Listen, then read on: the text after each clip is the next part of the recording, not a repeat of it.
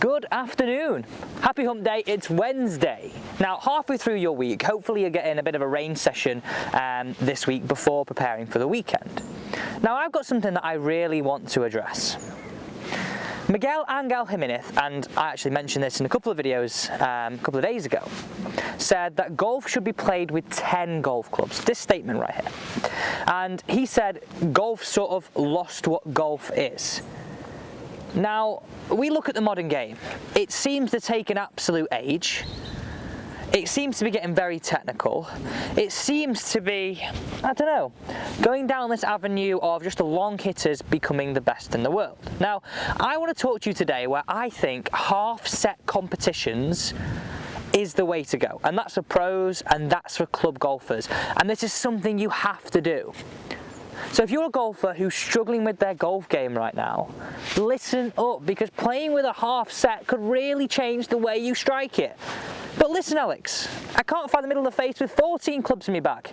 Well, I promise you, doing this with 7, try this. I'm going to talk to you today about 3 arguments and 3 points that I think are so valid, and the R&A, and you have to listen to why I think this is something to think about for the future of golf. I'm really passionate about this as a golf coach because I think we're all sold the dream of technical brings substance, technical brings actual knowledge, and technical brings good golf. First off, what golf clubs would you go for? I've gone with driver, my 5-wood, my 5-iron, 7-iron, pitching wedge, and 58 and putter. So they're the 7 clubs that I have used. But what ones would you put in your game if you had to only use 7 of these clubs? Okay, let's strike one away here and talk to you about argument point number 1.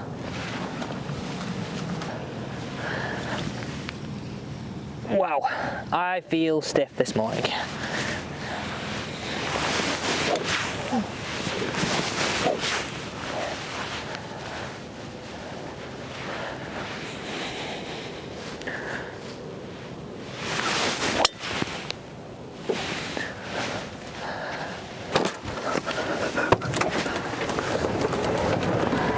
Right, so listen up.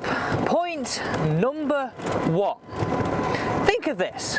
How many times, and probably the situation that I'd be in right now if I wasn't using half a set, you hit the fairway and you get in between 2 clubs. Right, so you're in between 2 clubs. You don't know what club to pull. So you're like, do I hit this? Do I hit 6? Do I hit 5? Do I hit 6? Do I hit 5? And we just don't know what we should hit. Anyway, we end up pulling a club, hitting a shot that we're not even sure is the shot we should hit, no commitment, not a good shot, recipe for disaster. So point number 1 on my list, it stops this indecision. We've only got a certain amount of clubs to choose from and it's less options, so then you have to be decisive towards one of them. So number 1 on my list is actually helping you make decisions, saving time out on the golf course. Let's take this scenario right here. Cold. Right, so 171. Now, hopefully, you've also bumped yourself down in those comments and said what clubs you would be using. So my real options here, 171. 165 is about a comfortable 7-iron for me. So is it in a 6? Is it in a 5? Well, this is into a little bit of wind. So actually, anything above 165 when it's cold like this, into a bit of wind, there's only one option. This is what I'm saying. Decisive, decisive. Also, if you think about it this way, golf can be pretty expensive, right? So if you only had to buy half the amount of clubs, but you could choose which ones they were between the spectrum of 58 all the way to driver, surely that makes golf better, right? Okay, let's set this one away and get into point number 2.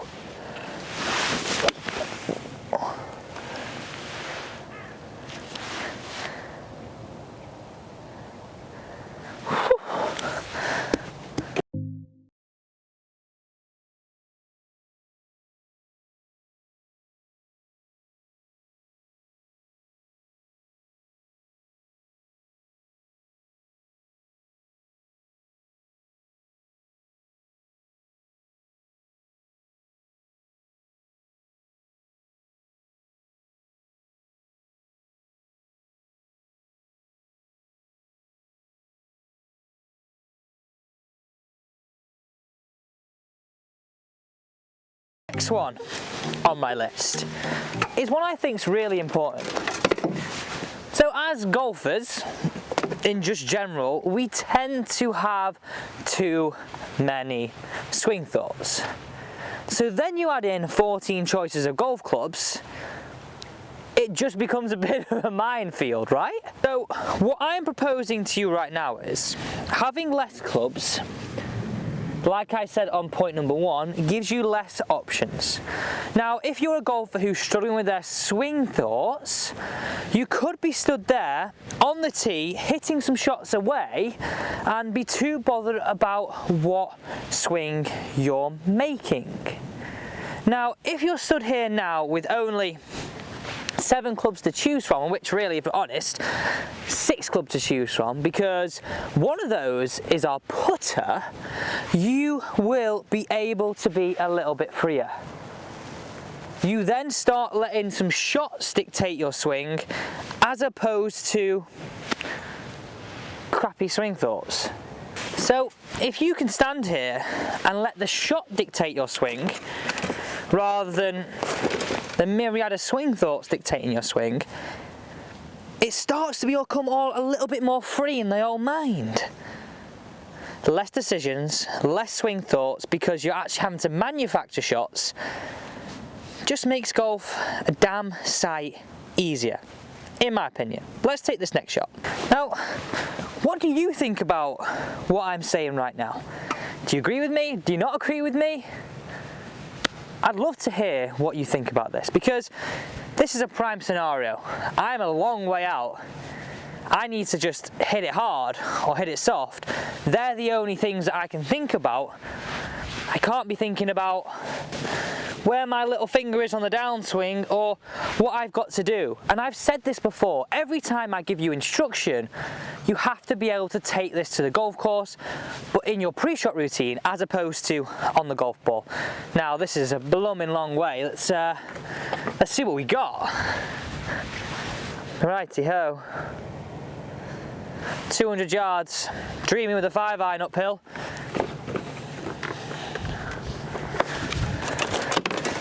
Soft 3 what it, soft 5 what it is. My final point, which is my favourite, I think is when we start bringing the golf back into golf, rather than the mechanics that we have at the minute in golf. So you can see each one of these points sort of leads on from one another.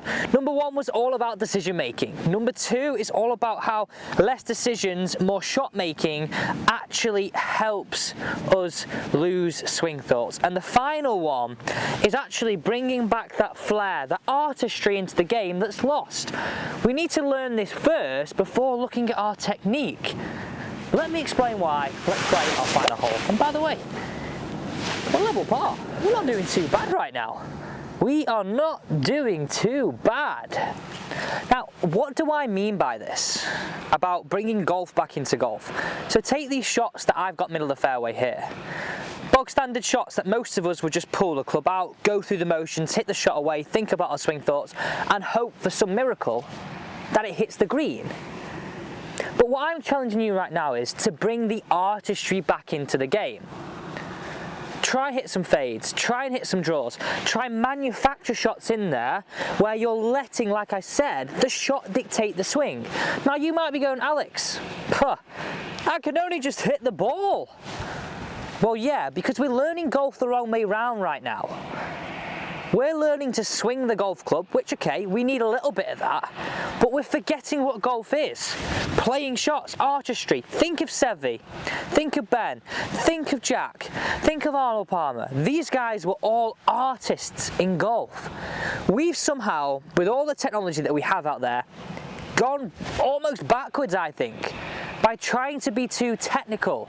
And that is no good for most of us. A lot of us don't have the time to put hours and hours into our game, but we do have the time to find out, oh, what does that do there? What does it do if I grip it stronger and hook it? You get where I'm going with this. I'm really passionate about this as a golf coach, because I think we're all sold the dream of technical brings substance, technical brings actual knowledge, and technical brings good golf.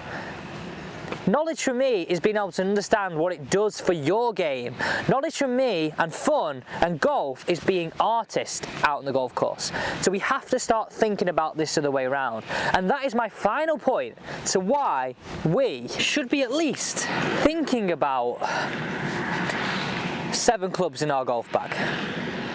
I hope you enjoyed today's video. I'm Alex Elliott, PJ Golf Professional, and don't forget any of the questions that I have asked in today's video, get in those comments down below. This is a daily golf channel, and I look forward to seeing you tomorrow.